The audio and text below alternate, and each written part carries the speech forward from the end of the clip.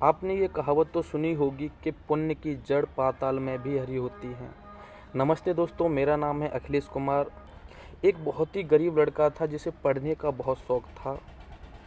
वह लड़का इतना गरीब होने के बाद नहीं चाहता था कि उस पर किसी का एहसान हो। इसलिए वह लड़का कुछ बाज़ार से चीज़ें खरीदता और घर घर जा कर के बेचता। उन बेची हुई चीज़ों से जो भी उसकी कमाई होती थी, जो भी उसकी आमदनी होती थी, उससे वह लड़का अपनी ट्यूशन की फ़ीस और स्कूल की फ़ीस दे दिया करता था। एक दिन वो लड़का सुबह से लेकर शाम तक दरवाजे खटखटाता रहा अपना सामान बेचने के लिए, लेकिन उसका कोई भी सामान आज नहीं बिका था। लड़का इसलिए परेशान हो गया क्योंकि उसने सुबह से लेकर के शाम के वक्त तक कुछ नहीं खाया था। लड़के को बहुत तेज़ भूख लग रही थी। इधर उसका कुछ सामान भी नहीं बिका था। अगर उसका सामान बिक जाता तो शायद वो कहीं कुछ न कुछ खा लेता। लड़का बहुत परेशान हो गया। लड़के को कमज़ोरी महसूस हुई। लड़के ने सोचा कि अगली बार मैं जिस भी दरवाजे को खटखटाऊंगा वहाँ पर मैं अपने सामान को बेचने के लिए नहीं कहूँगा।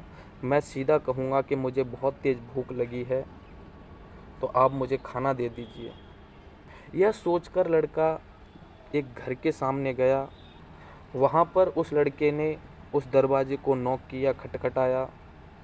दरवाज़ा खुला और उसमें से एक लड़की निकली। लड़की को देख कर के वह लड़का घबरा गया और वो घबराने के कारण खाना न मांगने की जगह बोला कि मुझे एक गिलास पानी पिला दीजिए, मुझे बहुत तेज़ प्यास लगी है। लेकिन लड़की इतनी समझदार थी कि उस लड़की ने उस लड़के का चेहरा पढ़ लिया कि इस लड़के को बहुत तेज़ भूख लगी है और ये घबराहट के कारण खाना नहीं मांग सका। लड़की घर के अंदर गई और उस लड़की ने घर में से एक गिलास दूध का भरा और उस लड़के को दिया। जैसे लड़के ने दूध का गिलास देखा तो उसने उस लड़की से पूछा कि मैंने तो आपसे पानी मांगा था, लेकिन आप मुझे दूध क्यों दे रही हैं? मुझे तो प्यास लगी थी। लड़की बोली, आप मेरे से झूठ बोल रहे हैं। आपको भूख लगी है, आपके चेहरे पे ये बात साफ साफ लिखी है और आप कह रहे हैं कि मुझे प्यास लगी थी। आप इस दूध को चुपचाप पी लीजिए। लड़के ने वो दूध पी लिया और साथ में लड़की का शुक्रिया अदा करते हुए कहा कि आपके दूध के कितने पैसे हो गए। उस लड़की ने जवाब दिया कि मेरी माँ ने मरने से पहले मुझे ये बात सिखाई थी कि अगर कोई व्यक्ति घर पर आए या दरवाजे पर आए तो उसे भूखा नहीं जाने देना है और इस दूध के कोई पैसे नहीं हैं। लड़का भी बहुत दुखी हुआ। इधर ईश्वर का धन्यवाद भी उसने किया कि लड़की ने कम से कम मेरे दिल की बात जान ली कि मुझे भूख लगी है, और दूध पी करके वो लड़का वहाँ से चला गया। समय बीतता गया और इस बात को 20 वर्ष हो चुके थे। इधर उस लड़की को जिसने दूध दिया था एक ऐसी बीमारी लगी कि आसपास के और छोटे छोटे डॉक्टर थे, उन्होंने मना कर दिया कि ये लड़की अब बचेगी नहीं। हो सकता है कि अगर इस लड़की को बड़े हॉस्पिटल में दिखाया जाए तो इसके प्राण बच जाएं, इसकी जान बच जाए। लेकिन इतना पैसा तो उस लड़की के पास भी नहीं था। फिर भी उसके अड़ोसी पड़ोसी जो जानने पहचानने वाले थे उस लड़की को बड़े हॉस्पिटल में लेकर के गए और वहाँ पर लड़की को एडमिट किया। एडमिट करने के बाद उस लड़की का जो नाम और पता था वो वहाँ पर लिखा जाता है फाइल में।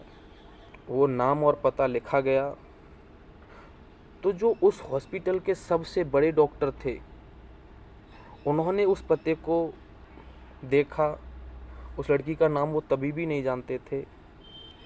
वो लड़की का नाम नहीं जानते थे, लेकिन उस पते से उन्होंने अनुमान लगाया कि हो सकता है ये लड़की वही होगी। और उन्होंने लड़की की जो स्थिति थी, लड़की की जो कंडीशन थी वो बहुत ज़्यादा सीरियस थी। और जो हॉस्पिटल के जो मुख्य डॉक्टर थे उन्होंने उस लड़की की बहुत ज़्यादा देखभाल करी, दिन और रात सेवा करी।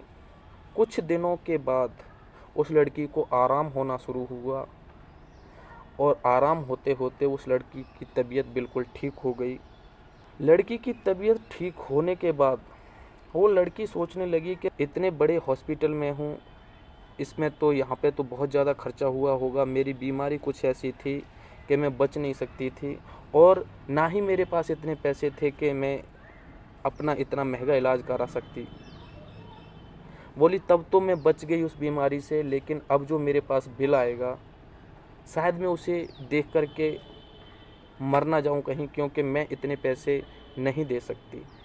जो मुख्य डॉक्टर थे उन्होंने बिल बनाया और सारे बिलों को एक लिफाफे में रखा और लिफाफे के नीचे लिख दिया कि आपका जो भी पैसा लगा था, आपकी जो भी दवाइयाँ थी, आपका जो भी इलाज हुआ इस हॉस्पिटल में, उसके पैसे अदा कर दिए गए हैं।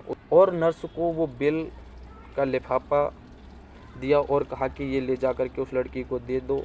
जब उस नर्स ने ये बिल थमाया तो लड़की की सांसें ऐसे मानो एक तरफ के रुक ही गई थीं।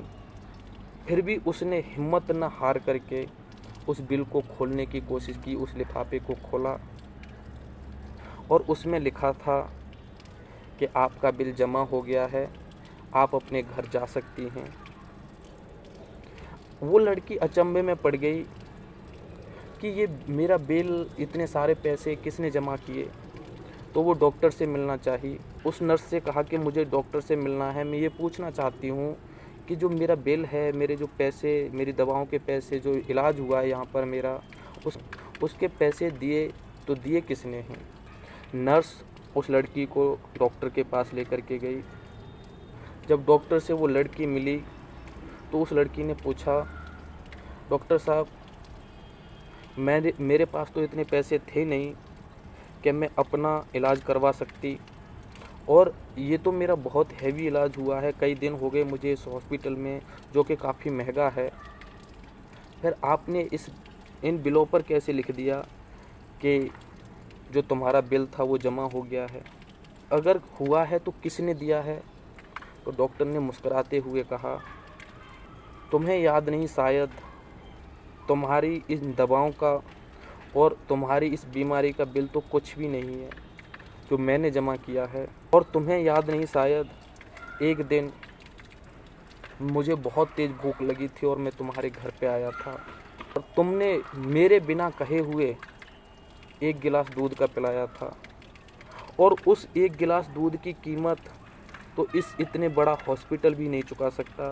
फिर मैं तो छोटी सी बात हूँ और ये तो छोटा सा बिल है कुछ रुपयों का।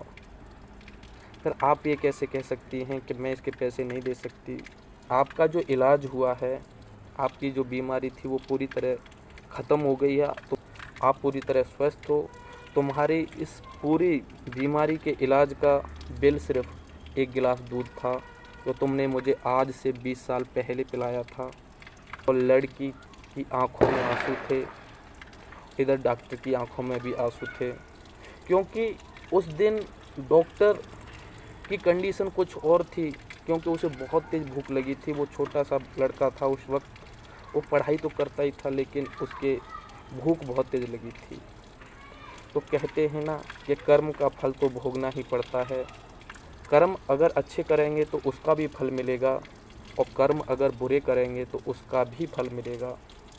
दोस्तों, आपको अगर ये वीडियो पसंद आया हो तो एक लाइक ज़रूर करें। चैनल पर नए आए हैं तो सब्सक्राइब का बटन दबाना बिल्कुल भी ना भूलें। Thank you and very much.